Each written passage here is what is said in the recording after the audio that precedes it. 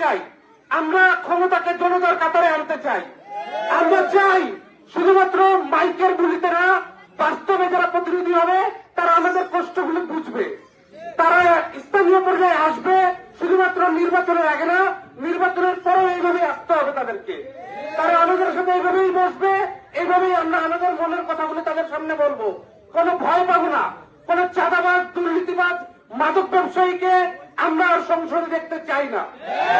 আমরা বিগত দিনে দেখছি আমাদের প্রতিনিধিত্ব যারা করেছে হয় চাঁদার সাথে জড়িত, নাহলে দুর্নীতির সাথে জড়িত, হয় বীর ইনকিলাবের সাথে জড়িত, না হলে আমাদের যেহেতু দিনাজপুর বর্ডারের আশেপাশের এলাকা মাদক ব্যবসায়ীর সাথে জড়িত। আপনারা যারা উপস্থিত আছেন, আমিও যেহেতু বাবা হয়েছি, আমি বুঝি। আমার আজকে 2.5 বছরের ছেলেটার আমার টেনশন হয় যে আমার যে দিনাজপুরের অবস্থা, মাদক যেভাবে করে চালের থেকে বেশি তাড়াতাড়ি পাওয়া যায়, কিভাবে করে এইখান থেকে মুক্তি পাওয়া যায়। তো বিশ্বাস করেন, আমরা প্রতিশ্রুতি ওনার কাছেও চাই না, আমরা চাই এমন একটি ব্যবস্থা উনি তৈরি করবে যেখানে আমাদের ছেলেমেয়েরা বড় হওয়ার আগেই তাদের জন্য কাজ, কর্মস্থল রেডি থাকবে।